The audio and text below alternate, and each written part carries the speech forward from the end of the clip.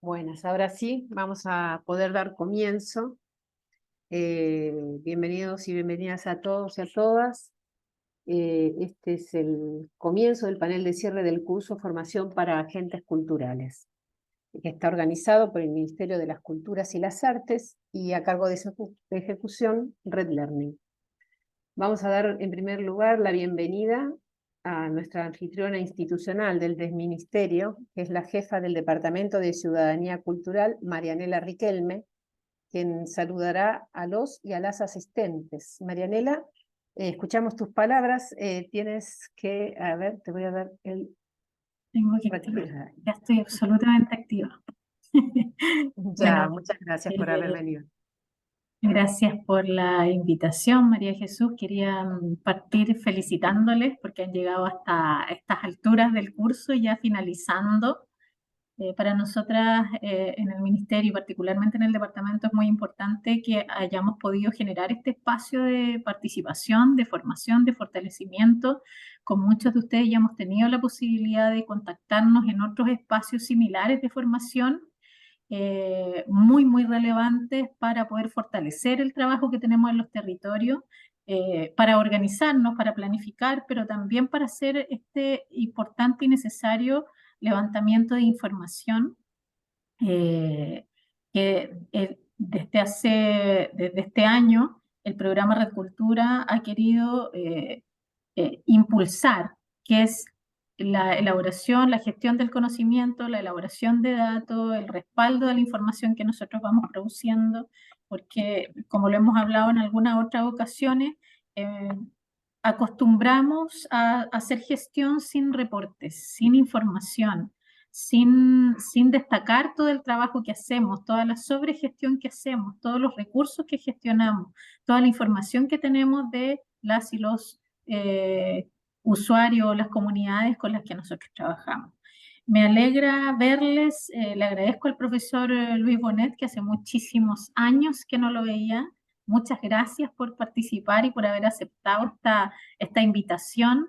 Eh, Muchas gracias también a Héctor, que va a dar su conferencia también. Son personas ampliamente conocidas y reconocidas en el ámbito de la gestión cultural y en algunos casos los iniciadores de todo este proceso formativo que es tan necesario y que para nosotros como ministerio y en el programa Recultura particularmente es uno de nuestros principios, ¿no? El generar espacios formativos, el generar estos espacios de encuentro también, de compartir información, de vincularnos permanentemente con aquellos que están realizando gestiones similares en todos los territorios del país. El desarrollo cultural territorial es fundamental para que nuestras comunidades puedan ser comunidades activas, participativas, y activar esas comunidades también depende de las herramientas que nosotras y nosotros podamos tener.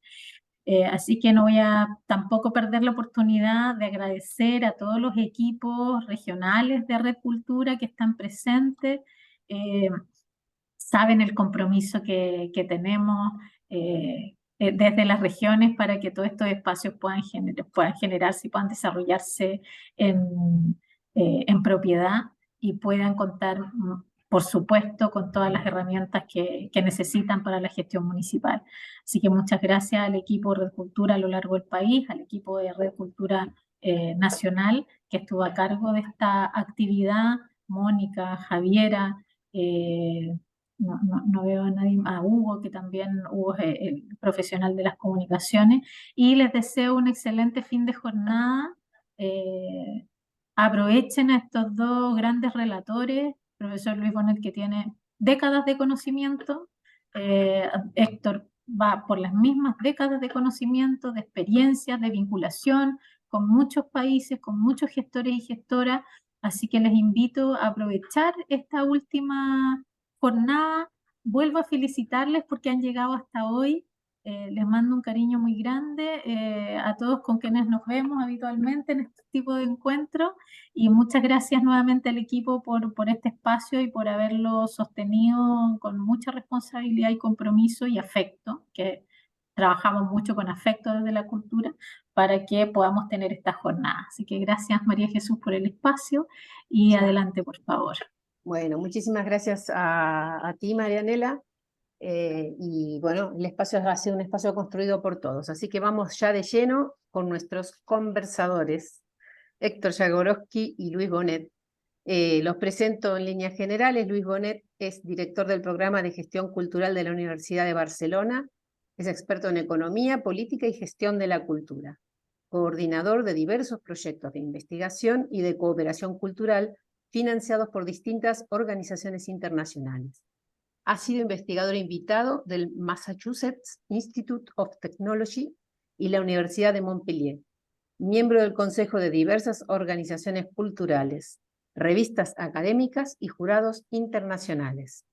Ha dado asimismo conferencias en más de 50 países distintos. Ha sido distinguido con el premio de la investigación del CAC y recientemente con el NKTC del Outstanding Contribution Laureate. Héctor Jagorovsky es doctor en Administración de la UBA, egresó del Conservatorio Nacional como actor y profesor de teatro y trabajó en ambas profesiones durante más de 10 años. Integró desde el año 1990 hasta el 2018 el Cuerpo de Administradores Gubernamentales de Argentina y en ese carácter fue director de Industrias Culturales y director de Espacios INCA. Es miembro del grupo de expertos en políticas culturales de UNESCO, habiendo realizado consultorías en países de América Central y África, fundador y director además del Observatorio Cultural de la Facultad de Ciencias Económicas de la Universidad de Buenos Aires y director de la Maestría y Especialización en Administración de Organizaciones del Sector Cultural y Creativo en la misma facultad. Dicta regularmente cursos de su especialidad en distintas universidades de Argentina, América Latina y Europa. Ha publicado libros y artículos sobre distintos aspectos de la gestión cultural. Bueno, con estos enormes currículum vamos a empezar con la conversación. Yo soy María Jesús Gatica, soy la directora académica de Red Learning y en ese carácter vamos a trabajar del siguiente modo. Yo voy a ir viendo los temas que ustedes mismos han ido proponiendo y voy a ir planteando distintas preguntas. En la medida que alguno de ustedes quiera profundizar o necesita hacer alguna repregunta, vamos a ir utilizando el chat, yo iré tomando nota de ello y se los iré indicando si acaso la pregunta es para Héctor o es para Luis, lo haremos de esa manera. Vamos a tener el tiempo bastante acotado, porque tienen ellos otras obligaciones a posteriori, o sea que esto tiene que finalizar sí o sí a la hora que está prevista, así que vamos a tener unos 8 minutos por cada uno de los temas. Así que los invito a escuchar y a empezar. Bueno, el primer tema tiene que ver con la innovación en la gestión de las instituciones culturales, ¿sí? Y es el primer tema a abordar porque, bueno, cuando lo empecé a ver yo dije, claro, ahora con todo este tema de las inteligencias artificiales y las cosas como están, que de alguna manera se han metido en el mundo de la cultura y en el mundo del arte, ¿qué es lo que va a pasar, ¿no? ¿Qué es lo que pasa con estas nuevas tecnologías? Entonces la primera pregunta que les vamos a hacer es, ¿cómo creen ustedes, desde su experiencia, que esta innovación y estas tecnologías puedan estar transformando o de qué manera van a transformar el espacio que nosotros estamos llamando hasta el momento cultura? Incluso la propia industria cultural, los teatros, la gestión de la cultura. ¿Quién quiere empezar? ¿Héctor? Sí, cómo no, cómo no. Bueno, en primer lugar, muy agradecido por la convocatoria, María Jesús, Yuse, querida. Es un placer compartir este espacio con colegas de todo Chile y quiero remarcar que incluso introduciéndonos a la cuestión de la innovación, esta invitación que nos hacen a personas que estamos fuera de Chile, en Europa y en España y en Argentina, creo que abre también miradas nuevas, innovadoras a un programa de formación. Hoy en día, encerrarse en el entorno más próximo es de alguna manera limitante, y creo que está muy bueno la idea de sumar conocimiento o intercambiar conocimiento más allá de las fronteras de un país.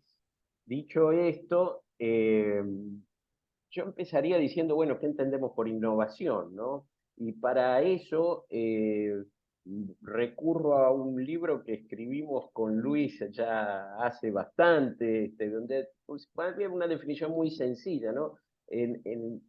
Pensando en la innovación como la aplicación exitosa de ideas nuevas. Y es un libro sobre industrias culturales que hicimos para UNESCO allá por el 2010, 2011. Y quiero subrayar el tema de exitosa, porque ideas nuevas hay muchas, pero bueno, hay que ver que esas ideas realmente funcionen. Si tomamos y aceptamos esa definición, el segundo punto que me parece interesante señalar es, ahí está, mira, Luis lo tiene muy a mano el libro. Muy bien, gracias. El segundo punto No, es... después del libro que he puesto en el chat, porque pensaba que ibas a hablar del libro donde hay el capítulo tuyo sobre el caso de la orquesta de voy a hablar de Y eso. entonces, Trataré de has ser hablado de ese breve. otro libro, entonces, pero ese libro, la versión digital de ese libro de UNESCO, no sé si funciona porque estaba en la página web, creo, de UNESCO Perú, Sí, pero no sí, funciona. Si pones el título Políticas para la Creatividad, aparece y está en francés y en castellano. Y este es el Ahora otro. voy a ese segundo libro. Hemos hecho muchas cosas con Luis, pero este es más nuevo, este es 2018, 2020, más o menos. Vale. Lo que quería decir es que el tema de la innovación en el sector de la cultura, yo empezaría por separar el sector mercantil de la cultura del sector no mercantil, porque la adopción de medidas o propuestas innovadoras me parece a mí que es distinto en cada uno de los dos. En el sector mercantil, la innovación propone nuevos modelos de negocio, amplía mercados, y es, digamos, un elemento vivificador y propositivo fundamental para el desarrollo del sector. Mientras que en el sector no mercantil es parecido pero más riesgoso. Nunca me olvido de unos colegas anglosajones, que no voy a dar más datos, que trataban de modificar las danzas tradicionales escocesas para que tuvieran mayor aceptación y convocaran más público. Pero eso desvirtuaba la esencia de lo que eran esas mismas danzas. Entonces, en algunos casos, innovar tampoco es, se puede hacer de cualquier manera. Y en el sector no comercial, no mercantil de la cultura, hay que tener mucho más cuidado. Y una última cosa que me parece decir que completa la introducción del tema de la innovación, es que si estamos hablando de innovación entre gestores del sector cultural profesional, es porque ya hemos finalizado o estamos finalizando ese largo pasaje de la idoneidad a la profesionalización. Ya la gestión cultural no puede ser otra cosa que profesional. Y entonces necesita de herramientas y conceptos como el de innovación. Es clave innovar para poder avanzar teniendo en cuenta esta restricción que acabo de mencionar. Yo creo que esto como para no alargarme mucho, como primer impulso sobre el tema, me detendría ahí y le paso la palabra a Luis.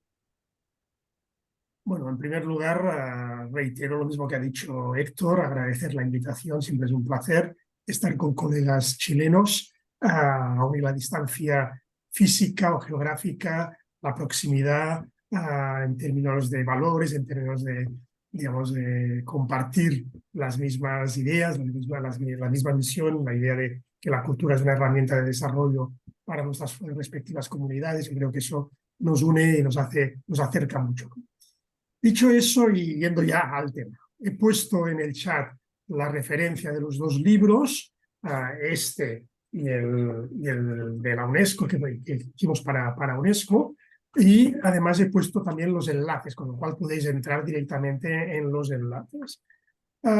Y para hablar un poco de algunos de los aspectos de innovación, en ese libro, en el libro ese de gestión, la innovación en la gestión de la cultura, nosotros queríamos poner el énfasis que la innovación era posible en cualquier tipo de institución, porque a veces uno piensa que innovación y tecnología son sinónimos, y no es verdad. Tú puedes innovar en formatos, tú puedes innovar en la experiencia de la gente, tú puedes innovar en el propio modelo de negocio, tú puedes innovar en muchas cosas, más allá de en el aspecto cultural específico, en la creatividad artística, pero para no centrarnos en ese ámbito, sino en aquello que afecta directamente a la gestión. Y es posible innovar desde el sector público, aunque a veces es difícil, pero se puede innovar, y en ese libro tenemos varios casos que son del sector público para demostrar que se puede innovar desde el sector público, se puede innovar sin necesariamente incorporar tecnología y digitalización, pero es evidente que las tecnologías, digamos, son un acelerador de muchas innovaciones, pero no es imprescindible ni muchísimo menos. Y voy a poner ejemplos, algunos muy antiguos y otros muy modernos, ¿no? Pensemos cuando se inventa el teatro a la italiana. El teatro a la italiana permite financiar de forma colectiva el espectáculo en vivo, pagando más la gente que está en las butacas mejor situadas y pagando muchísimo menos los que están en butacas peor situadas, y eso de alguna forma se ajusta a la función de demanda. Por lo tanto, eso es un invento del siglo XVII aproximadamente, imaginaros, pero que de alguna forma fue una innovación que permitió hacer llegar el espectáculo en vivo a muchísima más gente y además hacerlo sostenible económicamente. Pero podemos tomar ejemplos mucho más recientes. He querido coger alguno de antiguo para ver cómo la innovación puede ser en la gestión de la cultura y no solamente en el espectáculo o en el producto cultural especificado, en la creatividad que nos aportan los artistas, ¿no?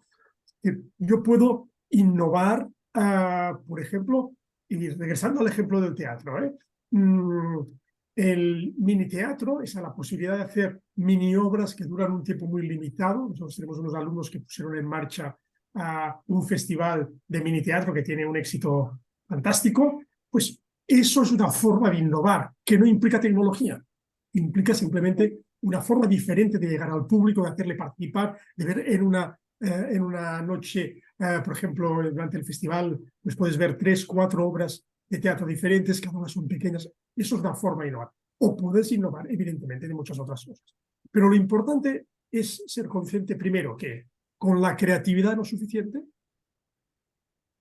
La creatividad la tenemos todos somos seres creativos.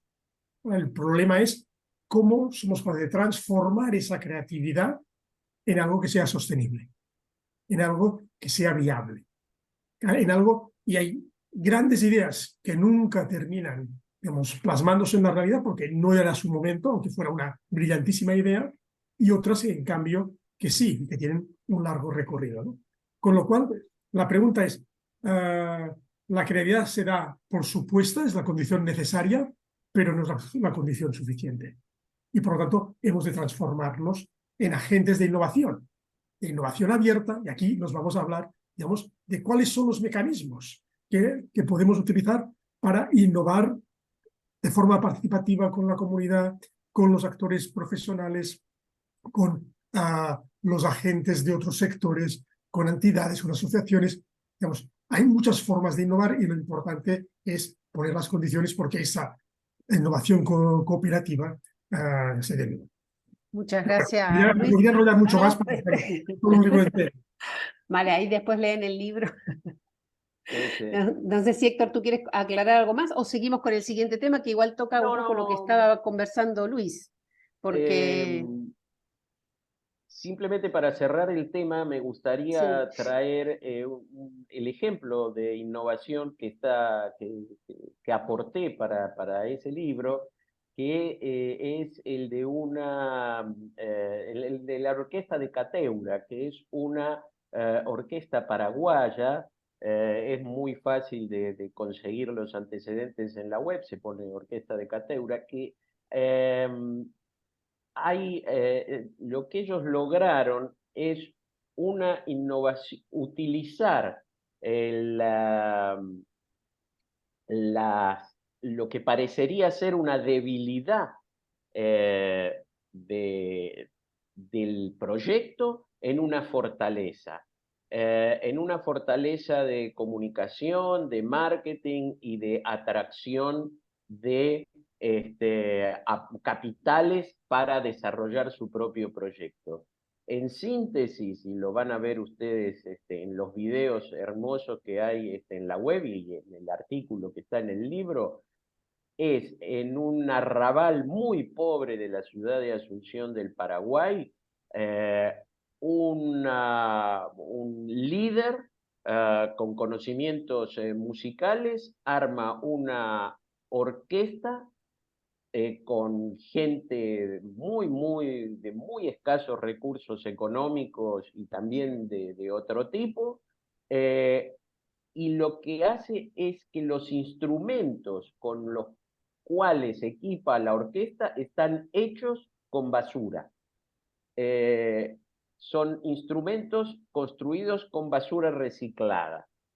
Y realmente es muy impresionante ver cómo esa innovación justamente de no tomar los instrumentos ya armados, sino con los propios productos de donde ellos viven, porque Cateura es el basurero de Asunción, con instrumentos sacados de la basura o construidos a partir de basura, logran atraer todo un público por un lado, un interés de la comunidad por el otro y también recursos económicos. Así que los invito a visitar la Orquesta de excelente, Cateura en la web y en el libro. excelente, sí, súper interesante realmente lo que cuenta. Siguiendo un poquito en este tema que tiene que ver con el desarrollo sostenible de lo que se puede hacer en la temática de la cultura y las políticas culturales, todos sabemos que de alguna manera promover la cultura y salvaguardarla de alguna manera, si bien son fines en sí mismos, también promueven o de alguna manera ayudan a estos objetivos para el desarrollo sostenible, los famosos ODS, que de alguna manera en Europa se habla bastante de ellos, no sé yo si en Latinoamérica también estamos hablando tanto, pero sí creo que tenemos que empezar a plantearnos, o me gustaría que ustedes plantearan la relación que debieran existir o que ustedes creen que pudiera existir entre estas políticas culturales y el fomento de este desarrollo sostenible, o de qué manera ustedes creen que las organizaciones culturales puedan contribuir a estos objetivos de desarrollo sostenible. Si te parece, empiezo yo y luego Héctor continúa así. ¿Vale? Dale, Luis. A ver, una cosa es la relación entre cultura y desarrollo sostenible y otra cosa son los ODS.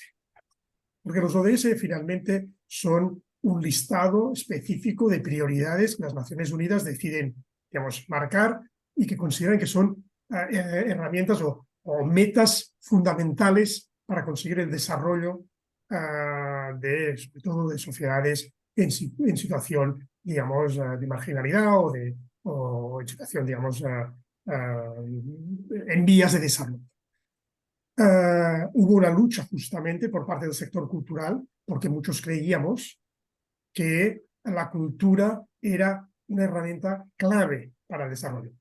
Nosotros, Héctor y yo, pensamos que la cultura es la columna vertebral del desarrollo. Tú no puedes desarrollar una comunidad sin partir de la cultura de esa comunidad.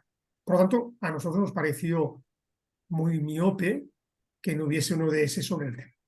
Pero como que de los defectos a veces podemos hacer virtud, la gente del sector de la cultura dijo, bueno, es que la cultura está en todo, es transversal a todos los ODS. ¿Vale? Bueno, te puedes mirar el vaso medio lleno, te puedes mirar el vaso medio Cuando el vacío, todo se transforma en la nada en el todo. pero intento explicar eso porque los ODS en el fondo es un mensaje mediático desde Naciones Unidas para convencer a los actores que tienen posibilidades, a los policy makers, a la gente que tiene posibilidades de intervenir, para que fijen sus prioridades en algunas cosas fundamentales. O algunas tan obvias como la lucha contra la pobreza, la educación, etcétera, etcétera, etcétera. Cosas que son, digamos, absolutamente obvias, ¿no? O temas de sostenibilidad ambiental, etcétera, etcétera, ¿no? Dicho eso, quiere decir que no hemos de tenerlos en cuenta, ¿no? Yo creo que es una herramienta buena en la medida que es una herramienta, digamos, que tiene un cierto nivel de consenso, tiene Naciones Unidas detrás y que muchos gobiernos y empresas pues se han puesto la chapa del arco iris, que es un poco el logo de los ODS, ¿no? En su propia organización. Entonces tú puedes decir, si usted cree en eso, intente ser coherente y en su estrategia, en su día a día, intente avanzar en esa dirección. Si lográramos eso, seríamos una sociedad mejor. Dicho eso, ¿por qué la cultura es fundamental y por qué las políticas culturales tienen un desafío importante en el desarrollo? Por varias razones. La primera, porque la cultura es algo inherente al ser humano. No hay ser humano sin cultura. No hay mejor o peor cultura, en el sentido de que todos tenemos nuestra propia cultura. Una población indígena, una población rural, una gente que vive en barriadas metropolitanas, adolescentes versus tercera edad. Todo el mundo tiene cultura y lo importante que es, lo importante que tu cultura, tu mirada de la cultura te permita conseguir aquello que Amartya Sen nos decía cuando hablaba del desarrollo humano. Es decir, que la gente sea capaz de hacer de su vida aquello que para ellos, para esa gente, tiene valor. Es decir, que aquello que para ti tiene valor sea el nudo fundamental que te permita desarrollarte como ser humano. Y eso hacerlo en comunidad.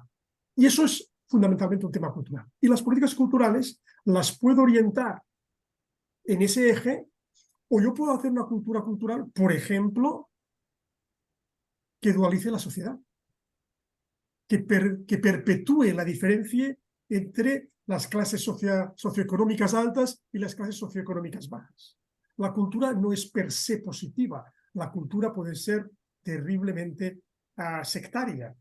La cultura puede, digamos, yo puedo utilizar la cultura, puedo instrumentalizar la cultura al servicio de valores que seguro que aquí no compartimos ninguno de nosotros. Por lo tanto, debemos ser prudentes en pensar que la cultura es maravillosa per se. Y luego hay otra cuestión, y es que las políticas culturales ponen un énfasis en hacer posible la existencia de actividades, de experiencias, que en el mercado desaparecerían si no hubiese un apoyo público. Y por lo tanto, como que esas actividades requieren muchas veces un esfuerzo cognitivo superior a aquello que es más comercial, porque lo comercial a priori son cosas que entran más fácilmente a grupos más amplios de personas, como que las políticas culturales tienen esa misión de intentar salvaguardar, proteger la creación, la creatividad, la producción y la difusión de esa cultura más minoritaria, más exigente en términos de requerimientos cognitivos, como que las personas que tienen mayor tendencia a consumir esa cultura o estar cerca de esas expresiones culturales son gente de estratos culturales educativamente o económica y socialmente altos, hay una contradicción. Y es que ese tipo de política cultural, que es absolutamente necesaria, en términos de equidad, puede ser antiequitativa. Porque resulta que quien se beneficia son las personas como nosotros, que tenemos unos niveles educativos, unos niveles socioeconómicos superiores a la media. Entonces, para resolver ese dilema, primero hemos de poner el énfasis en que la cultura es esa herramienta que nos permite el desarrollo, que ha de abrir el abanico de alternativas, de posibilidades, que ha de ser un espacio, y por lo tanto cuando hacemos políticas culturales hemos de pensar en cómo facilitamos a cada tipología distinta de personas el acceso a esa apertura mental, a esa experimentación, a esa creatividad, a esa libertad de probar, de compartir, de reír, de llorar, de emocionarse, que está ligado al hecho cultural. Gracias, Luis. Héctor. Bueno, creo que Luis ha dicho lo fundamental, yo acuerdo 100% en lo que él está diciendo. Voy a agregar algunas cuestiones que son más bien colaterales, ¿no? Creo que es clave esta cuestión de los objetivos de la política cultural, que no necesariamente puede entender al desarrollo sostenible, pero en el caso que sí lo hagan, la cultura es una herramienta cuya contribución al desarrollo sostenible es casi automática. Es, digamos, es una plataforma que sostiene el desarrollo humano. Pero yo no quiero confundir esa facilidad de las políticas culturales para favorecer el desarrollo sostenible con las políticas institucionales de los organismos multinacionales de cultura o supranacionales de cultura. La cuestión de los ODS tiene más que ver con cuestiones de política institucional que, de alguna manera Luis lo dijo, que con una características intrínsecas de la política cultural. Los ODS podrían haber incluido directamente a la cuestión cultural y al no hacerlo, obligaron, entre comillas, al sector cultural a buscar una manera de permanecer en los reflectores. Pero Sí. yo creo que eso tiene como contra una cierta difuminación de los límites del campo que nos complica como gestores. Quiero decir, al incorporar al sector cultural la libertad de expresión o poner bajo la responsabilidad del sector cultural cuestiones como la libertad de expresión, los nuevos derechos, y toda una serie de problemáticas sociales de nuestra época, lo que hacen es dificultarnos la gestión. Yo creo que el sector cultural tradicional, ese que, digamos, incluía las artes, artes del espectáculo y artes visuales, el patrimonio en todas sus variantes, digamos, se extendía a las industrias culturales o se extiende a las industrias culturales, ya de por sí es bastante difícil de gestionar. Y vemos las dificultades políticas y presupuestarias y de gestión que tienen los gobiernos para manejar solo eso. Y al extender todavía más el campo, más difícil es la gestión y más exigido se encuentra el gestor cultural profesional. Yo creo que desde nuestro, digamos, puede ser una referencia de fondo, pero creo que el gestor tiene, digamos, que prestarle mucha más atención a sus cuestiones tácticas y estratégicas particulares que a estas luchas de los organismos internacionales. Sí, se entiende. Vale. Seguimos con el siguiente tema. Aquí es un tema que creo que puede ser bastante interesante, que es el rol de los observatorios culturales en la política pública. Sabemos, sí, que en los últimos tiempos, también a nivel municipal, han empezado a crecer y a crearse este tipo de espacios en los cuales se los ha dado en llamar observatorios culturales. Esto parece una idea muy interesante. En principio, me gustaría saber, y que ustedes nos comenten un poco, qué consideraciones les merecen a ustedes estos observatorios culturales, qué fines son los que tienen, qué comentarios podemos hacer, y la especificidad de que sean municipales, esto qué carácter además pudiera subrayarse. Y nada, los dejo ahora, no sé si ahora empezás vos, Héctor. Toca Héctor, Ya, director del vale. observatorio. Bueno, no puedo hacer otra cosa que hablar de mi propia experiencia, Por discúlpeme, favor.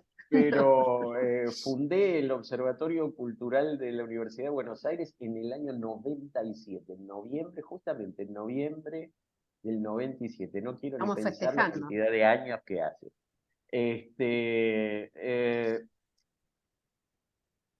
Ya en aquella época pensaba que era una institución que podía contribuir al desarrollo del campo, y no fue una originalidad de mi parte. Yo venía de estudiar en Francia y había visto el observatorio de Grenoble, cómo sus investigaciones aportaban a la política del Estado francés. Y traté en la escala de mis posibilidades de hacer lo mismo. Ahí, con éxitos y con fracasos, hay que decirlo. Algunas características, porque resumir más de 25 años en unos minutos es muy difícil, pero sí diría esto. Lo más importante, a mi juicio, del trabajo de un observatorio es su autonomía de gestión y su sustentabilidad. He visto pasar muchos proyectos tratando de armar instituciones dedicadas a investigar, a producir conocimiento, a publicar, y esos son los dos grandes problemas. La autonomía en el sentido de que uno sea capaz de dar su propia opinión independientemente de a quién pueda afectar o favorecer esa opinión. Y una cuestión clave es la cuestión de la sustentabilidad en el tiempo. Digamos, ¿quién pone los recursos para que ese espacio de investigación y de producción de conocimiento funcione? Si uno puede, a través de las múltiples posibilidades de ayuda pública y privada que existen, generar recursos propios, creo que esa sería la situación ideal. Porque hay que decirlo, o por lo menos en mi experiencia, las administraciones públicas no son muy favorables a aportar recursos para proyectos que no le devuelven réditos inmediatos, y que además, digamos, se corre el riesgo, entre comillas, de que lo que el observatorio vea no sea del agrado del que pidió esa investigación.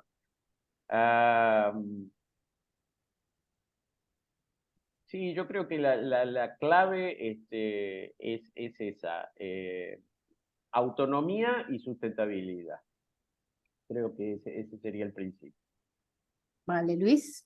Bueno, yo creo que Héctor ha explicado algo que es fundamental para la sostenibilidad de un observatorio. Quizá yo me centraré en otro aspecto complementario para no pisar el mismo tema que él ya ha tratado, y es por qué son importantes disponer de espacios de observación. Se puede llamar observatorios o no. La razón es la siguiente.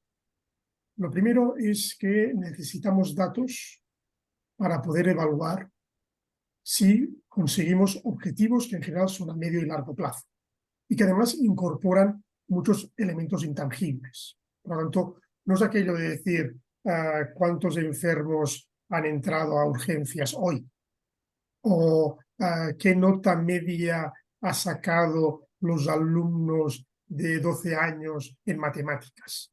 que esos serían indicadores cuantitativos, obvios, que sirven para medir determinados impactos. En cultura, los plazos son mucho más largos y además de mucho más largos, están llenos de elementos contextuales que si no los tenemos en cuenta no nos permiten saber dónde estamos. Por lo tanto, un observatorio tiene la capacidad de poner en relación a su contexto los datos estadísticos o los datos fruto de trabajos empíricos, cuestionarios, encuestas, una serie de entrevistas, lo que sea, los pone en contexto y los analiza. No es un servicio estadístico que genera datos, es un espacio donde se recogen datos para ser analizados y ser compartidos con los profesionales, con los decisores públicos, con las organizaciones culturales, para que puedan mejorar, por un lado, su conocimiento del sector y mejorar también sus estrategias para conseguir los objetivos de la Hola, misión hola. que están planteando. ¿Se cortó, Héctor? Sí, se congeló unos segundos. Vale, vale. Bien. Ahora te escucho bien.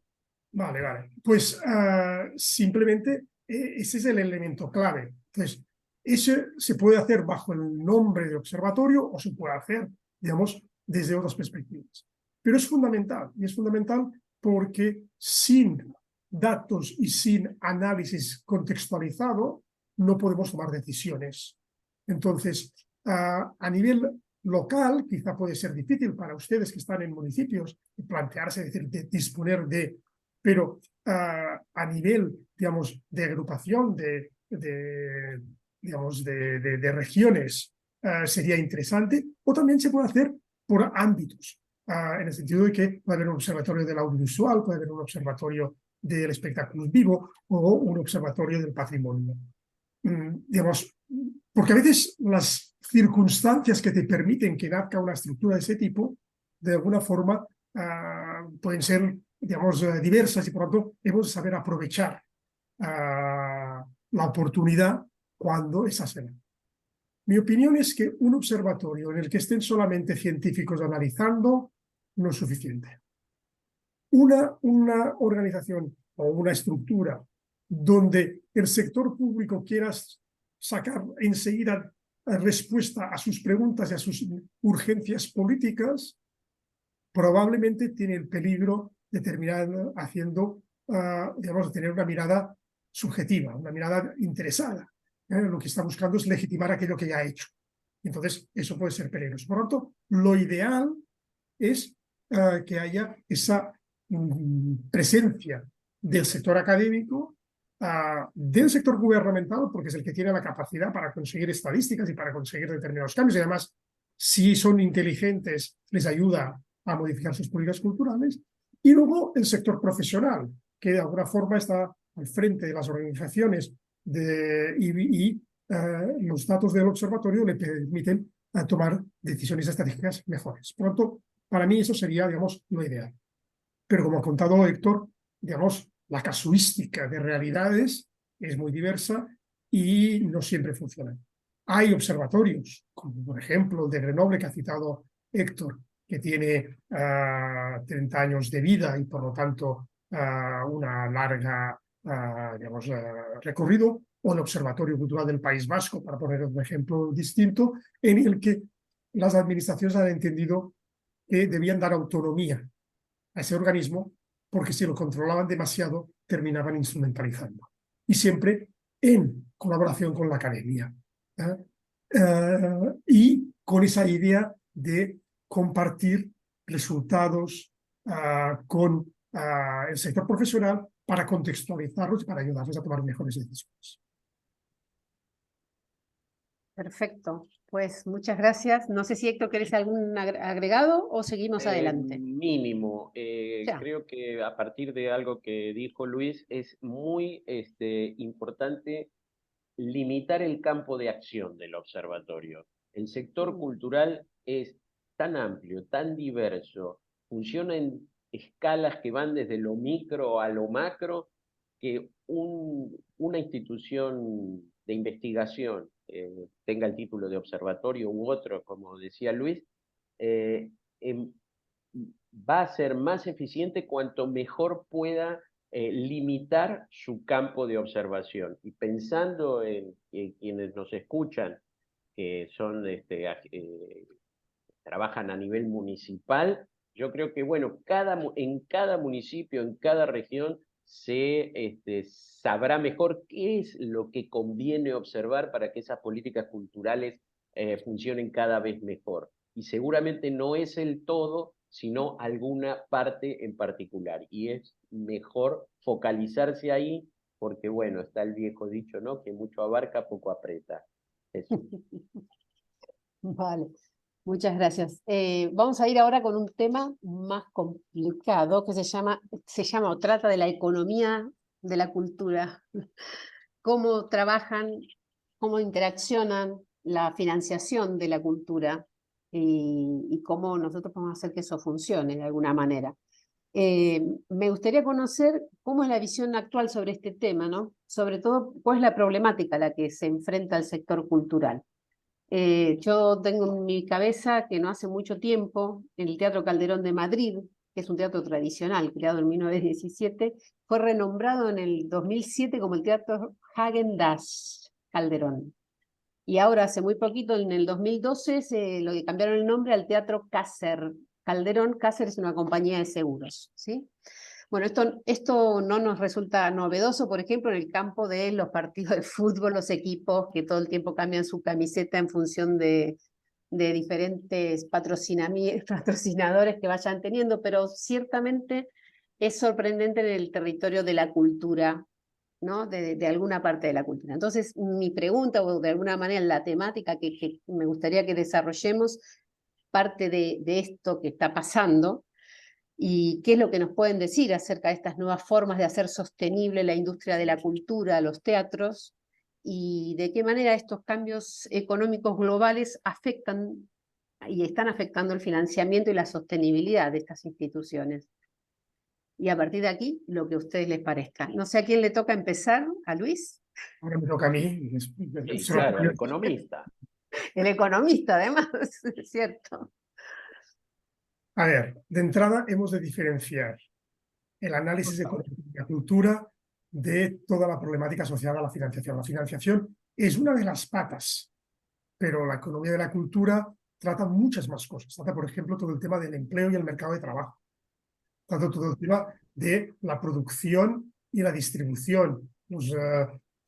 Trata del tema de los mercados, del tema de la remuneración de los actores que participan en esos mercados. O sea, ¿son mercados más concentrados, más oligopólicos, o son mercados más competitivos? Hay todo el tema de la estructura, la propia estructura económica de un sector. Por lo tanto, la economía de cultura es mucho más amplio que la financiación. Pero ya que has puesto ejemplos de financiación, si quieres, empiezo por eso, pero quería... Sí, amplíalo a todo lo que quieras. Es la ignorancia lo que ha llevado a circunscribirlo en un punto. Vale. No, a ver, es normal porque de alguna forma Sí. a todo el mundo le preocupa cómo financiar sus proyectos, ¿no? Y en un país como es Chile, donde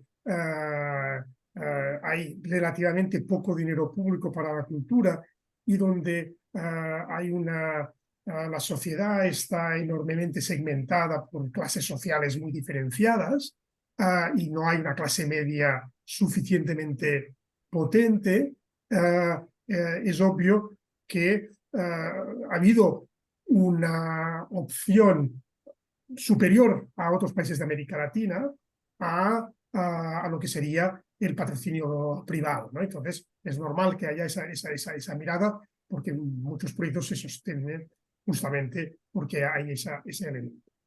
A ver, lo importante cuando hablamos de financiación es qué gana quien ayuda a financiar un proyecto. Porque si uno no gana, no financia. Por lo tanto, hemos de analizar los distintos agentes que intervienen, desde el público que paga una entrada hasta el sector público o un patrocinador privado o una empresa de producción que decide invertir para hacer posible una determinada experiencia cultural. ¿Qué es lo que van a buscar? ¿Qué es lo que les motiva?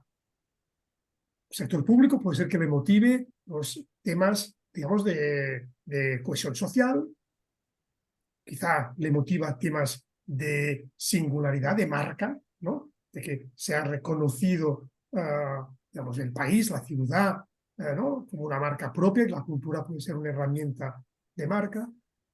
Puede ser que haya un interés genuino en financiar la cultura porque considera que es un elemento esencial del ser humano y de las comunidades y que como digamos, la administración pública tiene la obligación de apoyar ese tipo de cosas. Es decir, puede haber distintas razones que expliquen. Pero siempre, digamos, esa idea de vamos a maximizar la ganancia. Cuando hablo de ganancia no estoy hablando de ganancia económica, estoy hablando de ganancia en términos de cuáles son tus objetivos.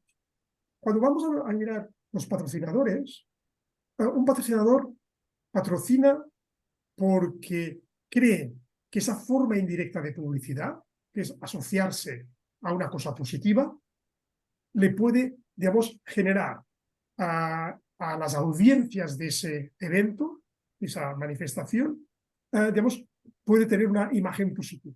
Y los estudios sobre patrocinio que existen, por ejemplo, en el mundo del deporte, hay muchísimos estudios muy interesantes que son interesantes de tener en cuenta para ver si o no pueden ser aplicables en el ámbito de la cultura.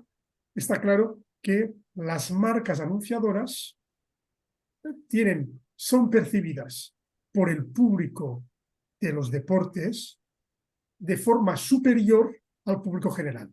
Por lo tanto, esa es la ganancia que está buscando el patrocinador.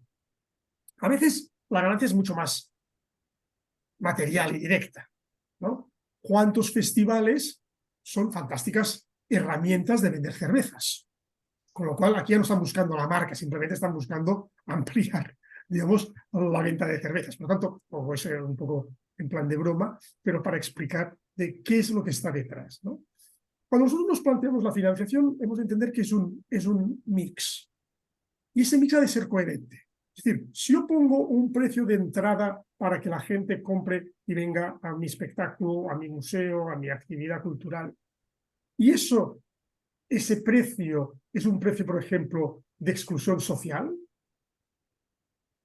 eso puede hacer que sea contradictorio con estrategias de una fundación que me quiere ayudar, porque resulta que estoy haciendo a través de mi estrategia de precios, estoy mandando un mensaje equivocado a la fundación que me quiere ayudar, o en relación al sector público. Es decir, el mix de financiación ha de ser coherente. Eso es como tener una tienda en un museo que vende cosas absolutamente estándares que puedes encontrar en cualquier otro local comercial, porque eso no suma valor a la experiencia de ir al museo y cuando vas y hay una buena tienda y dices, ¡ay, qué bien! ¿No? Entonces, eso ha de ser coherente, pero eso ha de ser sostenible. Un museo muy pequeño que tiene poca audiencia no puede mantener una tienda de la calidad esperable para un equipamiento cultural. Por lo tanto, hemos de ser coherentes en qué tipo de estrategia de financiación, con qué jugamos, para que el mix sea globalmente positivo para el proyecto que estamos llevando. Y me quedo aquí porque, digamos, podríamos ir tocando las otras patas de la economía de la cultura. Que no, igual sería interesante, ¿eh? Igual ahora que Héctor comente algo, pero igual a mí por lo menos me interesaría conocer un poco más estos otros aspectos que vos mencionaste que tienen que ver con la economía de la cultura, ¿no? Más amplio que solamente la financiación. Pero escuchemos a Héctor primero sobre este tema y luego, si quiere, ahí volvemos sobre estos otros temas.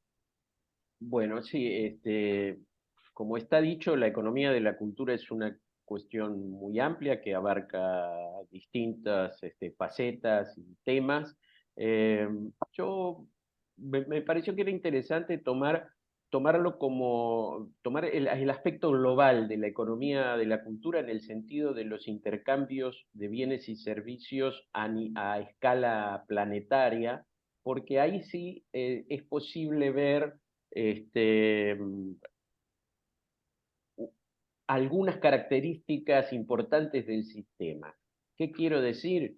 Que el norte global es el responsable de la mayor parte de los intercambios de bienes y servicios culturales. Digamos, la economía financiera de los intercambios culturales es muchísimo más poderosa desde la región norte que en el hemisferio sur. Y digamos 75-25% si le damos posibilidades al sur, quizás sea más grande todavía. Y es una proporción que se ha mantenido constante o relativamente constante durante muchos años. En el sector mercantil de la cultura domina, en la dinámica del intercambio, domina el norte. El sur, a pesar de su creatividad, diversidad, originalidad en la creación de bienes y servicios culturales, por distintas cuestiones que sería largo enumerar acá y que tienen que ver con cuestiones geopolíticas fundamentalmente, eh, eh, es deficitario en ese intercambio, recibe mucho más de lo que ofrece. Yo creo que eso está bueno dejarlo sentado, y para pensar también, si esto es una visión macro, pensar desde el punto de vista de la gestión cultural municipal, cuál es el aporte que puede hacer un municipio del extremo sur del mundo a la economía de la cultura global. Es decir, cuáles son las posibilidades de abrir nuevos mercados, de imponer sus propios productos, sabiendo que se trata de que hay un problema de escala, digamos. Hay un viejo chiste que también figura en el libro que les mostraba Luis al principio, que es un vendedor internacional que le reclama a una tejedora artesanal de La Puna, le dice: ¿cómo que no me puede hacer 10.000 ponchos en un mes? ¿Qué le voy a decir yo ahora a mis clientes polacos? ¿Me entienden? Hay una cuestión de escala que nos impide y a la vez nos identifica en la producción de bienes o incluso también de servicios en el sector de la cultura. Es bien complejo Ahí está, mira. Luis, No sé si se ve ahí bien. está el chiste. Tengo un problema de luz. ¿Se ve? Se ve perfecto. Eh, Nada, quiero significar que hay que tener presente que en los términos de intercambio son desiguales entre el sur y el norte y hay que ser muy vivo para encontrar esos nichos de espacio donde uno puede ampliar esos mercados y ir más allá de su propia lógica municipal. Que es difícil, que es imposible, me parece que no es imposible. Ahora, Luis, si querés comentar algo sobre los temas más amplios sobre economía de la cultura, Nos podríamos pasar todo el día. no, un poco Pero voy a decir algo más en el ámbito del mercado de trabajo, que me parece que es muy relevante porque el recurso humano es el principal recurso con el que contamos en el ámbito cultural. Cuando tenemos un buen equipo humano, gente con talento, se hacen cosas maravillosas. Y a veces con muy poco dinero se pueden hacer cosas fantásticas. Cuando tenemos un mal equipo, cuando hay mal rollo, cuando en lugar de atraer a talento atraemos mediocridad, que a veces pasa en el sector público en particular, las cosas no funcionan bien. Pronto, yo creo que pensar en términos de mercado laboral, de mercado del trabajo, es una cuestión importante. Y eso está ligado también a los modelos de gobernanza, porque yo puedo contratar mejor o peor en función de qué modelo de gobernanza tenga y qué incentivos disponga para crear un clima de trabajo positivo, sinérgico, que la gente colabore, que la gente, digamos, realmente sume porque su carrera profesional crece gracias a participar del proyecto y al mismo tiempo el aporte de cada una de las personas del equipo, digamos, suma al proyecto en sí, ¿no? Entonces eso para mí es un tema muy importante, esa idea de cómo sumamos talento, cómo gestionamos ese talento, que a veces en el ámbito cultural puede ser que tenga algunas cuestiones complejas, porque hay egos, digamos, que son importantes y que uno debe gestionar. Y voy a poner el ejemplo de un festival.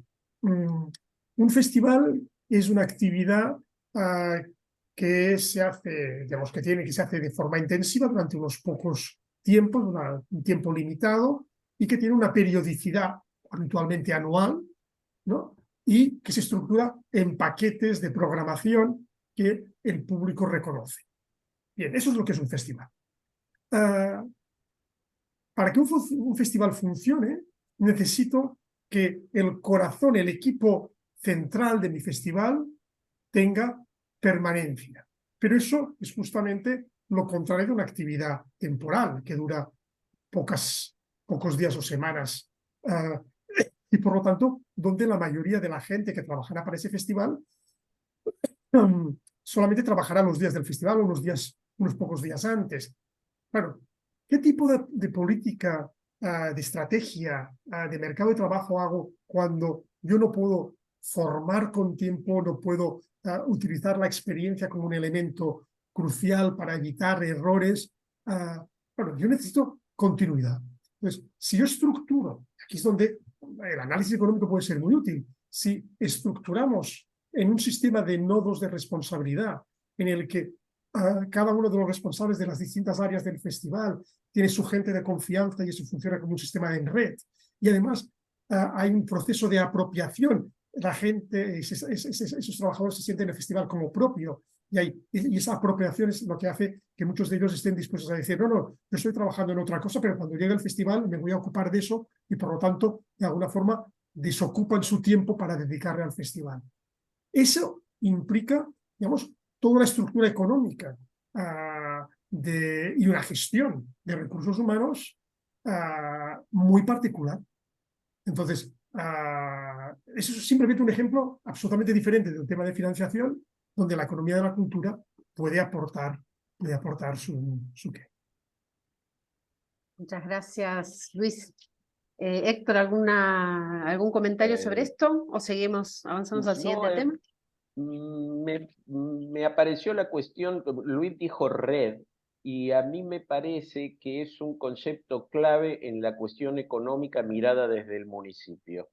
Yo creo que las redes intermunicipales son una herramienta súper útil para desarrollar económicamente tanto el sector mercantil como el no mercantil, porque a través de esas redes se pueden armar giras, se pueden compartir gastos, se puede multiplicar la asistencia de públicos, es decir, y así financiar o sostener proyectos. Digamos, pensar en los municipios de la región o en la región como un espacio de red, me parece que puede ser muy favorable a un desarrollo económico en cualquiera de los sectores del campo cultural, mercantil o no mercantil. Vale, y ahora vamos ya por ahí, porque queremos empezar a profundizar sobre la especificidad de lo que es la gestión cultural a nivel municipal. Creo que podemos partir un poco de esto que vos mismo estás diciendo sobre el tema de las redes, porque, bueno, todos los municipios y comunas en Chile tienen competencia sobre el tema cultura. Sin embargo, también es bastante frecuente que estas áreas no tengan personal propio o que tengan a veces personal compartido de varias áreas, porque igual hay comunas que son muy pequeñitas, hay otras que son un poco más grandes. Lo que quisiéramos o nos gustaría es que nos comentasen un poco desde sus experiencias o de otras experiencias que han escuchado, cómo es posible desde este nivel municipal gestionar eficazmente la cultura. Y aquí creo que lo de las redes por ahí te da más tiro para seguir. ¿Qué es lo que podemos hablar como específico de lo que se puede movilizar culturalmente en los municipios? ¿Qué fortalezas ustedes encuentran en esta gestión desde lo municipal? Y al mismo tiempo, ¿cuáles serían las partes más vulnerables o que más hay que prestar atención para lograr respuestas que puedan ser más interesantes o mejores? Y cómo hacemos finalmente para crecer la cultura, ¿no? Desde ese alcance local que nosotros tenemos desde nuestra gestión, ¿no? Que es la que hacemos. La palabra. No sé, Héctor, ¿quieres Empieza. empezar tú o empiezo yo? Es igual. A mí, escuchándola a Yuse, lo que me viene primero a la cabeza es la cuestión del diagnóstico, del mapeo, del conocimiento de las posibilidades, las potencialidades de cada uno de los municipios, porque realmente gestionar lo que no se conoce es imposible, y la diversidad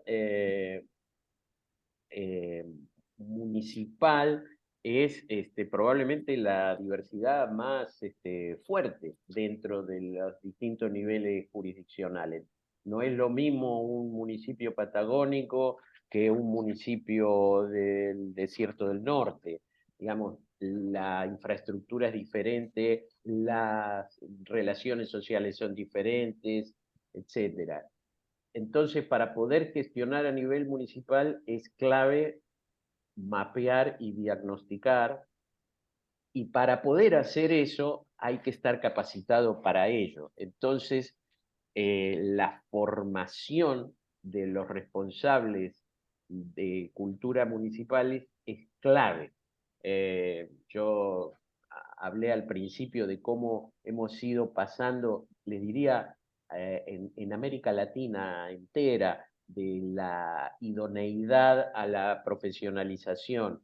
Cuando yo empecé en esto de la gestión cultural, los responsables municipales venían más bien del campo de la educación, o digamos, eran docentes de geografía o de lengua, o etcétera, sin ninguna experiencia en la gestión de instituciones culturales y de la política cultural, o eran los restos de la política, del reparto de la política. Digamos, lo último que se repartía era cultura y se daba como, digamos, como un premio consuelo.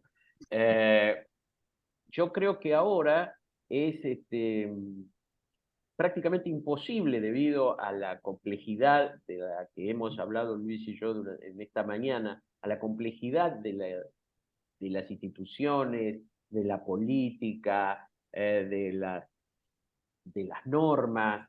Es imposible hacerlo sin un grado de profesionalismo suficiente.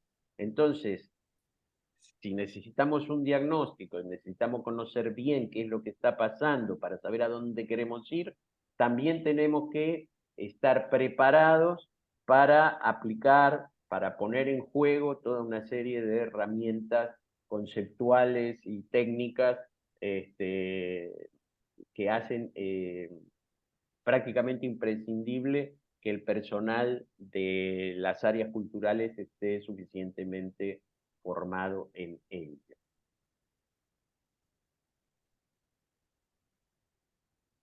Luis. Totalmente de acuerdo con lo que ha dicho Héctor. Yo creo que además no es lo mismo gestionar en una ciudad grande con recursos, con mercado propio, con actores que exigen pero también dan, que en un municipio pequeño. Y no es lo mismo hacerlo en el centro que en la periferia. Es decir, esas cosas son muy importantes que las tengamos en cuenta. También depende mucho de hasta qué punto la ciudadanía es una ciudadanía que comparte valores y por lo tanto que hay una cierta homogeneidad, o es una ciudadanía con una enorme diversidad cultural interna. Es decir, justamente la gracia de la acción cultural municipal es el conocimiento del territorio, de las comunidades que viven en él, ¿no? Lo que pasa es que ha de trabajar muchas veces teniendo en cuenta que hay un capital simbólico en ese municipio que no siempre es 100% compartido por todos. Porque probablemente es un capital simbólico que se crea a partir de las élites sociales ya en el siglo XIX y que eso de alguna forma marca, ¿no? Y que quizás no todo el mundo, no toda la comunidad se siente digamos, partícipe de eso. Por lo tanto, es complejo y al mismo tiempo es el mejor espacio para actuar, porque es la cercanía a la ciudadanía y se pueden hacer cosas maravillosas, ¿no? Y tenemos ejemplos de políticas culturales locales que han cambiado radicalmente la ciudad. La política cultural, factor fundamental del cambio de la ciudad. Tengo a mi alrededor, no conozco el caso chileno, lo siento, pero a mi alrededor podría hablarles a ustedes de muchísimos ejemplos donde la política cultural ha sido fundamental para la transformación social, urbanística, de capital humano y simbólico de estas poblaciones, ¿no?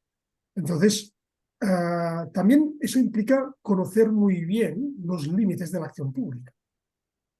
Voy a ponerles un ejemplo de la próxima visita que vamos a hacer con los alumnos de nuestro posgrado en producción y gestión de espectáculos y festivales, que la semana próxima vamos a visitar la acción cultural del Prat de Llobregat. El Prat es el municipio donde está el aeropuerto de Barcelona. Es un municipio de clase trabajadora, pero es rico porque tiene los ingresos de los impuestos y del valor añadido de las empresas que están en el aeropuerto. Por lo tanto, cobra bastante, tiene bastantes recursos, digamos, fiscales y al mismo tiempo tiene una población obrera. Por lo tanto, es un caso un poco excepcional en ese sentido. Pero podrían hacer política de nuevo rico, ¿no? Populista, podrían hacer una política pensada, es decir, tengo dinero, tengo clases populares, pan y circo. Pero no, ese municipio decidió desde hace muchos años que la cultura era un eje fundamental. Y no era fácil, porque es un municipio periférico a Barcelona que tiene, por lo tanto, un problema de que la gente quiere ir o va a Barcelona, donde allí hay una oferta cultural de primer nivel propio de una gran ciudad, pero al mismo tiempo se trataba de dar espacios para la gente de allí y crear un espacio compartido, un espacio para que los creadores, para que los jóvenes, entonces, pues crean y digamos, todas esas infraestructuras están en red.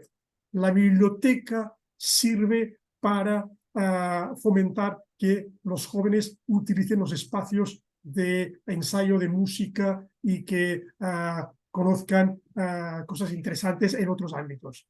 Hay una escuela de artes escénicas y de música que no es evidentemente un conservatorio superior, sino que está muy centrado en las praxis amateurs, en la formación. No está lleno solamente de niños, que es lo que pasa en la mayoría de escuelas municipales de música o de teatro, sino que está llena también de adultos. ¿Por qué? Porque han hecho toda una estrategia. Y cuando se plantearon cómo debían gestionar el teatro, un teatro que había sido asociativo y que, bueno, por motivos X, tuvo de comprar el ayuntamiento, se plantearon un modelo en el que ellos querían que los directores, la dirección artística, fuera gente joven, gente muy emergente, y eso, en el momento de sacar a concurso público quién podía acoger eso y al mismo tiempo la gestión de teatro, decidieron partir en 3 contratos distintos, porque la ley de contratación pública, si no la conoces muy bien, te obliga y terminas dándole el contrato al postor con mayores recursos. Entonces, si tú conoces muy bien la gestión pública, entiendes bien qué es lo que te va a pedir el interventor, el jurídico del ayuntamiento, cuál es la política de recursos humanos. Lo que no podemos hacer es una política cultural sin tener muy claro en qué lugar estamos situados y cuál es la lógica de gobernanza y administrativa de ese lugar. Y a partir de aquí, imaginación al poder. Estar siempre en los límites no para hacer lo convencional, sino para hacer aquello que la sociedad nos está pidiendo. Eso pasa por un equipo talentoso, imaginativo, que no se duerme en los laureles y que está dispuesto a arriesgar. Cosa no muy fácil en el sector público. Por lo tanto, pongo ese ejemplo para decir que el talento humano está en la clave. Y evidentemente dependerá de tu contexto. Si tú estás en un contexto donde tienes una sociedad civil súper activa que te propone millones de cosas, es todo absolutamente diferente que si estás en un otro contexto donde pues eres una ciudad dormitorio de gente que va allí, duerme, pero va a trabajar a unas empresas fuera del municipio. O una ciudad turística, una población turística, o una población industrial, o una población con mucha segmentación social. Es evidente que tú has de saber adaptar. Por lo tanto, no hay una receta única para una buena política cultural municipal. Perfecto. Vale, gracias Luis. No sé si Héctor quieres comentar algo más sobre este punto. Estás silenciado por algún motivo. A partir de lo dicho, a mí me parece que vale la pena resaltar no solo el rol fundamental que juega el Estado, el sector público, en el desarrollo de políticas culturales, sino también la relación entre el sector público y el sector privado. Y como decía un pensador argentino, Sábato, no el escritor, sino su hermano, hace muchos años, construir las políticas culturales sobre ese tipo de virtuoso que es Estado, sector privado y academia. Digamos que esa sería, a mi juicio, la mejor disposición de una sociedad para llevar adelante políticas culturales que transformen la vida social para bien.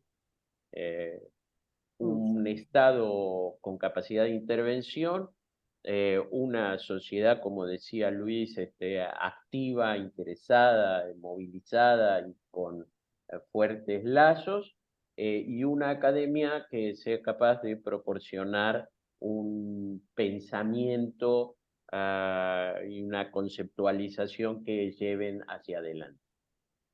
Ya, vale, muchas gracias. El último tema, vamos a ver si terminando un poquito todo esto, si aparece alguna persona que quiera hacer una consulta. Igualmente, probablemente terminemos 5 minutos antes para que Luis pueda llegar bien a su obligación que tiene casi inmediatamente después del panel. Este último tema tiene que ver un poco con lo que vos comentabas, Héctor, ¿no? Cómo es que antes, hace unos 20, 30 años, nosotros a lo sumo encontrábamos idoneidad entre la gente que se dedicaba a esto, y a lo sumo digo porque a veces no había ni siquiera eso. Entonces, hemos partido desde esa, bueno, somos idóneos para a cada vez más empezar a pensarnos profesionalmente, ¿no? A profesionalizar esta gestión de la cultura. En esa línea, de alguna manera, ¿qué tipo de educación o de formación, digamos, estaríamos pensando? ¿Qué consideraciones estaría bien que pudiéramos hacer nosotros desde el sector cultural, solicitando esto, digamos, a lo que sería la educación más de nivel formal, informal, o en qué ámbito sería viable algo así? ¿Empezás vos, Héctor? Ya que estás ahí. Como quieran. Bueno, a ver,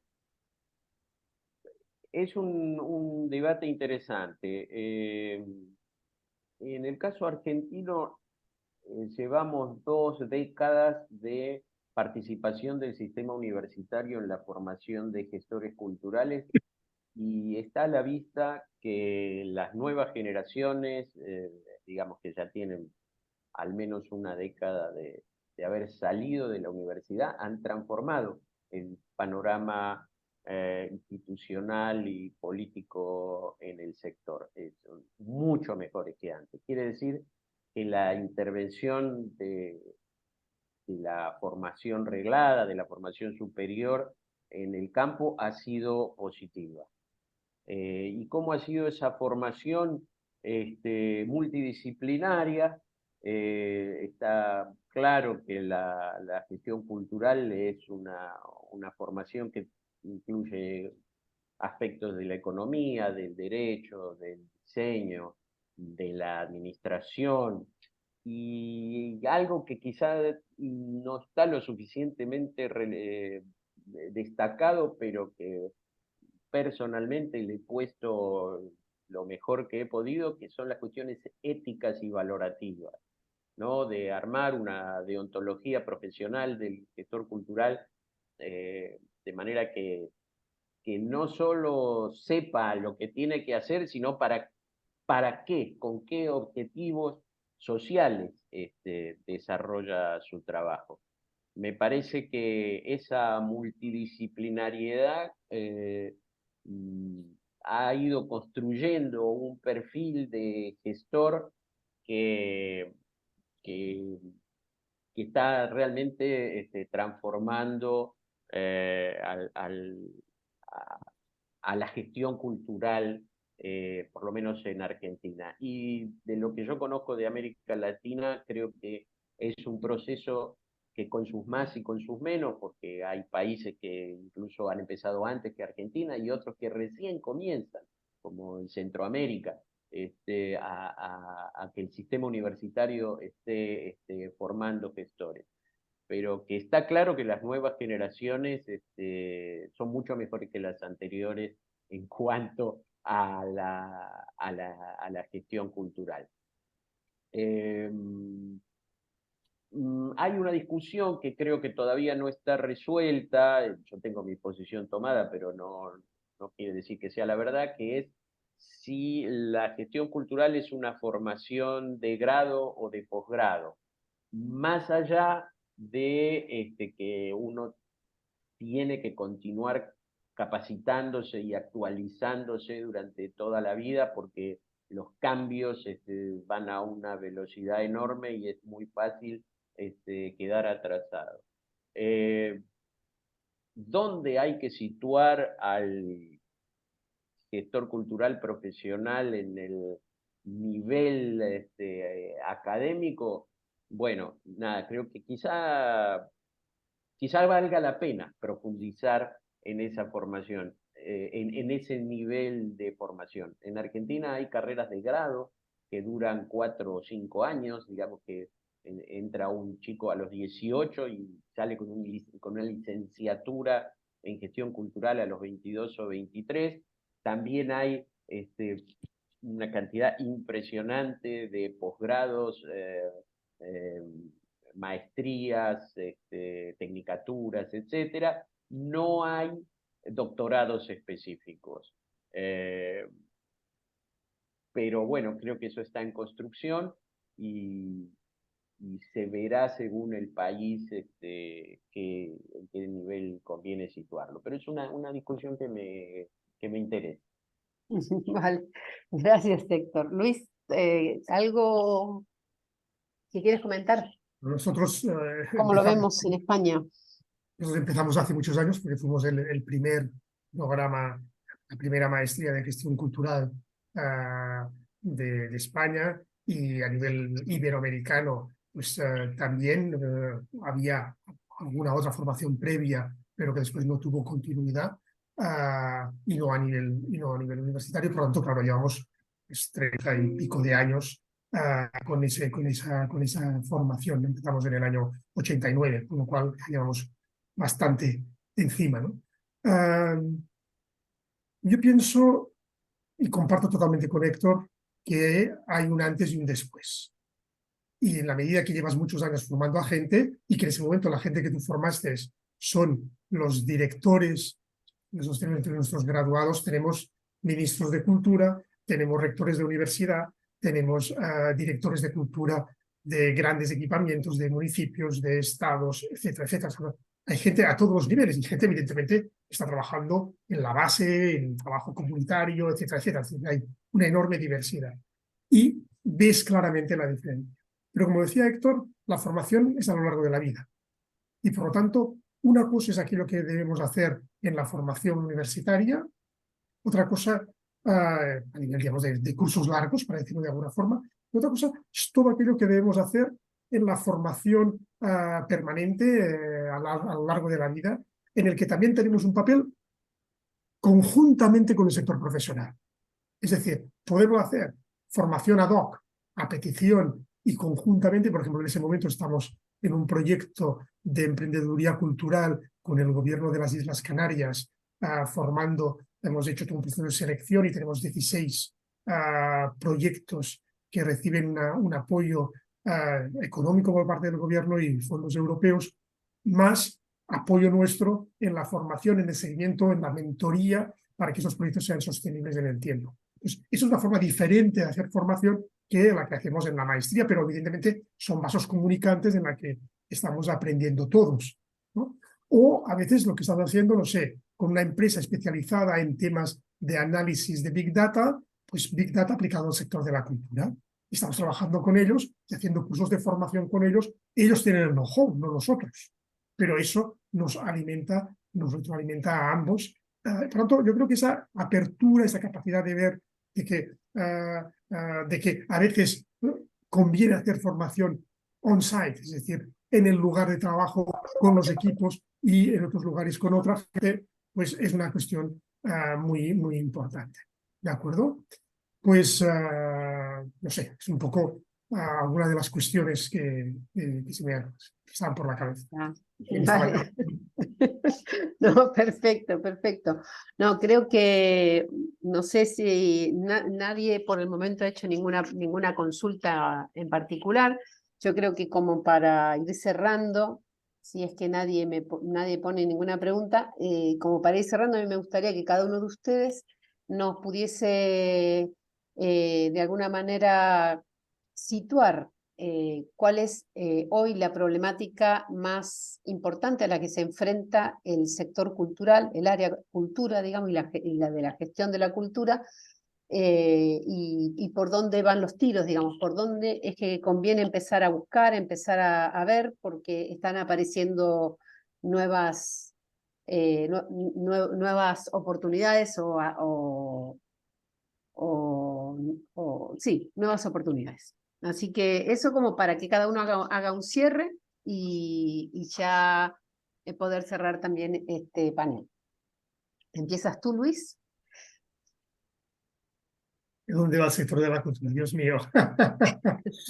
A ver, yo soy por naturaleza optimista y creo que ante el miedo que alguna gente tiene debido a los avances de la inteligencia artificial y el cambio, la revolución tecnológica que esto implica, que cambiará profundamente el mercado de trabajo en muchos ámbitos, no solamente como hasta ahora había pasado con la industrialización o la revolución industrial. Lo que afectó fundamentalmente fue a los trabajadores de cuello azul, que se llaman, no a los de cuello blanco, ¿no? En ese momento justamente es al revés. La inteligencia artificial a quien más afecta es digamos, a aquella parte de la población que del mercado de trabajo de cuello blanco. Es verdad que ya la digitalización afectó al oficinista, y esto estamos hablando de una cosa que lleva 30 años afectando y reduciendo y cambiando las formas de trabajar. Pero lo que es evidente, y creo que el ejemplo nos es útil, igual que la digitalización no terminó reduciendo el número de trabajadores de cuello blanco, sino lo que hizo es darle más oportunidades y poder trabajar más rápido y más eficiente y multiplicar su productividad. La inteligencia artificial también permite lo mismo. Pero ¿por qué lo centro en el ámbito de la cultura? Esa preocupación sobre inteligencia artificial y cambio de mercado de trabajo, y es porque yo creo que todas aquellas profesiones que nos dedicamos a la mediación y por lo tanto a trabajar a partir de contextos muy concretos, la inteligencia artificial puede ser una ayuda, pero nunca una sustitución. Porque la inteligencia artificial trabaja a partir de grandes cantidades de datos. Y no hay datos sobre lo que pasa no sé, para decir algo, en San Andrés, o lo que pasa en Valparaíso, o lo que pasa en Chiloé, o lo que pasa en Puerto Montt. Porque la realidad de Puerto Montt es diferente de la realidad de Chiloé, aunque no esté muy lejos geográficamente. Y aquí hay una necesidad de una mediación cultural, de un trabajo con la comunidad que no te lo va a hacer la inteligencia artificial. Eso no quiere decir que ese trabajador que está en Chiloé no pueda utilizar la inteligencia artificial para avanzar en muchas cosas. Claro que hemos de estar sumamente al día de todo lo que está viniendo, pero yo estoy convencido que hay un enorme potencial. En el caso hipotético de que esa revolución libere horas para que los seres humanos podamos gozar de nuestro tiempo libre, de nuestra interacción con otros seres humanos de una forma distinta, el ámbito de crecimiento de la cultura es enorme. Evidentemente alguien podría decir, no, tú eres muy optimista y esto lo que va a generar es una dualización social mayor entre los trabajadores que entran en el sistema y los excluidos del sistema. Y aquí tendremos una situación compleja, difícil, y es cómo construimos sociedades coherentes, socialmente, digamos, mínimamente cohesionadas, para que esa dualización socioeconómica y laboral, que implicará que hay una gente muy formada, que tendrá unos salarios muy altos y que podrá hacer cosas maravillosas, y la gente que no llegará y que de alguna forma serán expulsadas del sistema. Pero aquí hay un enorme trabajo social, donde la gestión cultural municipal tiene un papel fundamental si queremos garantizar sociedades cohesionadas y no sociedades dualizadas donde los privilegiados vivan en sus reductos amurallados y fuera esté la selva. Entonces, si queremos sociedades cohesionadas, si tenemos la capacidad desde el sector público de construir modelos que son realmente inclusivos, el sector cultural, la gestión cultural tiene un campo brutal de crecimiento. Bien, alguien me puede acusar de ser, digamos, por naturaleza optimista y que veo el vaso más lleno que no vacío. Hola, mi amor.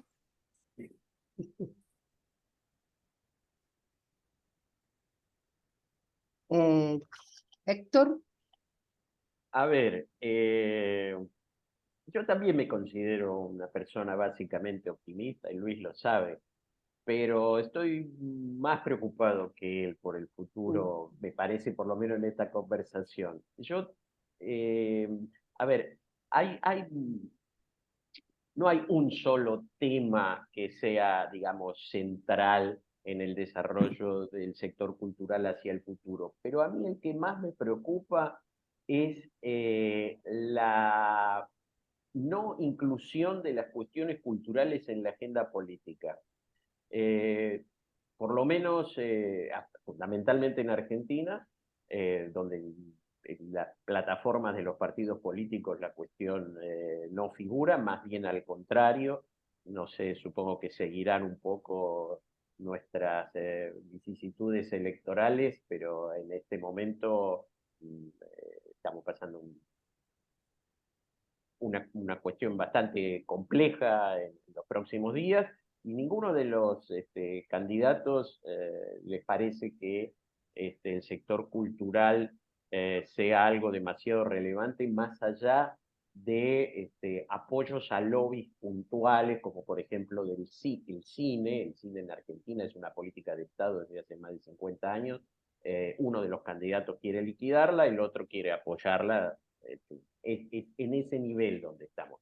Pero no hay un pensamiento político hacia el desarrollo del potencial del sector cultural para mejorar las capacidades sociales, para dar inclusión, para contribuir a disminuir la pobreza, todas estas cosas que los gestores culturales sabemos que el sector podría mejorar. Y me parece que el desafío es mostrarle las posibilidades del sector a la clase política.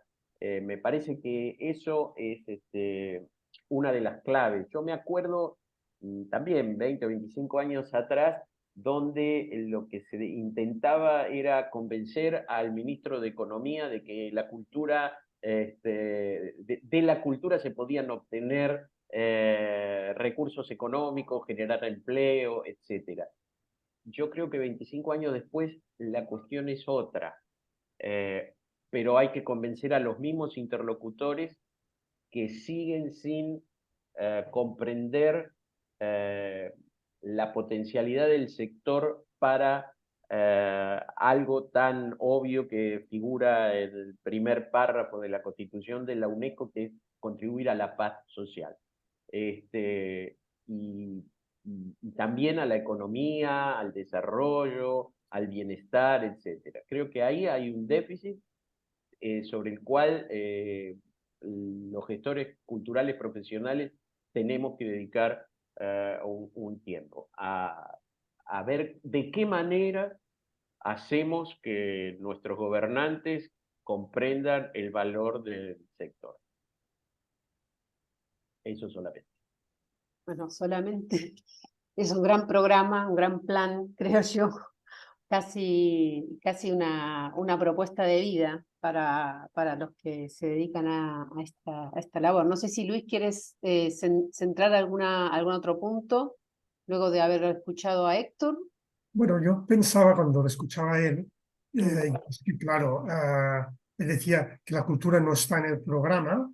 Yo diría que la cultura está justamente en el programa de los populismos, porque basan buena parte de su discurso en lo que llamamos las guerras culturales, es decir, eh, el,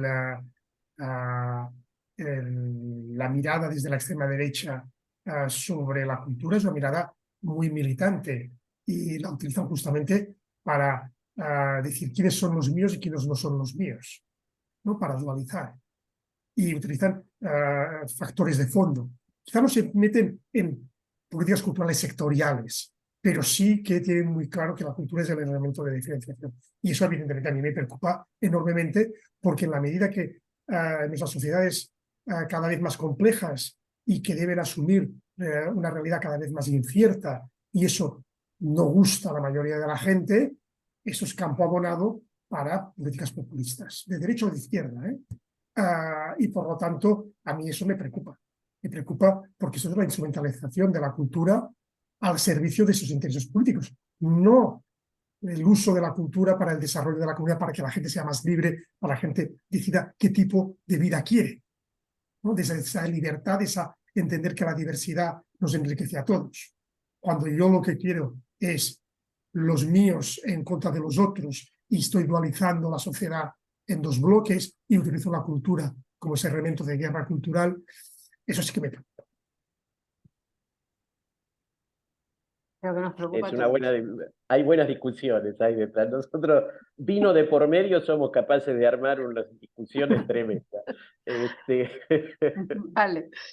No, pero creo que de todas maneras sí se planteó, o no sé si vos, Héctor, querías comentar algo más.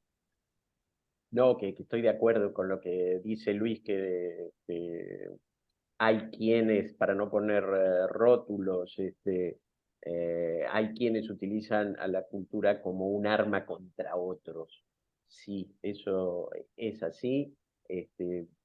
Yo quizá estaba hablando en un plano un poco más concreto, hablando de lo que de nuestro espacio de trabajo, ¿no? De la gestión cultural a nivel institucional, público, privado, cómo cómo eso está siendo, ¿qué se iba a decir?, ignorado, dejado de lado, no considerado en su potencial positivo para unir, para pacificar, para crear, para producir belleza, etc. Eso este, está complicado y, bueno, está también la cuestión de los llamados populismos, que bueno, es un debate bien interesante. Bueno, vamos a ir cerrando. Creo que realmente ha sido un conversatorio del nivel y del calibre que esperábamos, en donde fuimos viendo distintos temas, todos creo que fueron tratados con seriedad, con profundidad. Y así que bueno, aprovecho ahora agradecerles a Luis, a Héctor, el tiempo, la disponibilidad y también la apertura para este diálogo abierto. También quiero agradecerle a Marianela de haber estado también presente durante todo el conversatorio, a Mónica y a Javiera, que son quienes han sido las contrapartes permanentes del proyecto, y también, por supuesto, a todos y cada una de las participantes de este curso que finaliza con este panel, y que sé, por lo que me han comentado las docentes que han ido teniendo a lo largo de todo este trayecto, se han comprometido con los trabajos, se han comprometido con cambios y además han profundizado en un montón de temas y de cambios que se quieren llevar adelante en los municipios. Así que gracias a todos. Esperamos que haya sido para cada uno la experiencia que estaban esperando. Tienen disponible en la plataforma una encuesta de opinión donde nosotros nos interesa mucho que respondan y que de alguna manera nos den el feedback para poder seguir avanzando y mejorando. Entonces, si Luis y Héctor quieren saludar, los dejo y ya vamos a ir cerrando. Nada, agradecerles el tiempo, la escucha. Para mí siempre es un placer conversar con colegas. Me hubiera gustado un poco más de intervención de parte de ustedes, porque los veo las caras allí en las fotos, pero me hubiera gustado intercambiar más o no sé, conocer un poco más sus opiniones, pero quedará para los próximos encuentros. Cualquier cosa tienen mis contactos y nada, les mando un fuerte abrazo desde Buenos Aires. Gracias, Héctor. Yo también me uno a las palabras de Héctor, ha sido un placer, estamos a vuestra disposición y hasta bien pronto. Espero que en lugar de hacerlo a través de online, pueda ser con una copa de vino en la mano, que siempre es mucho más agradable. Esperamos todos esa copa de vino entonces. Muchas gracias a todos y a todas. Un saludo. Voy poniendo la musiquita. Gracias, a siempre. Adiós. Hasta luego. Muchas gracias, muchas gracias. Chao, muchas gracias, profesores. Muchas Adiós. gracias. Chao. Chao. Gracias. Saludos, Vero. Muchas gracias, nos vemos. Chao, Chao. gracias. Chao, Carlos. Chao, chao, Marianela. Chao, gracias. Chao, chao. Chao, Yasmina. Jonathan, chao. Chao, chao. Chao, Que estén Daisy. bien. Adiós. Chao, chao, Carito Parra. Chao. Chao, muchas Gracias, gracias por Javiera. todo, agradecido. Que estén bien. Whenever I speak, tells me that you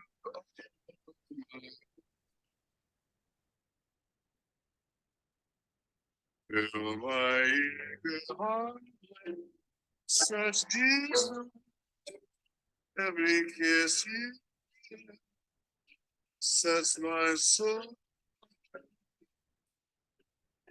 I give myself in sweet surrender.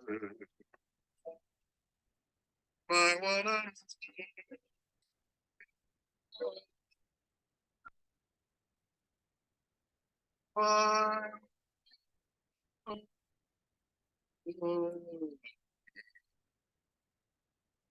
and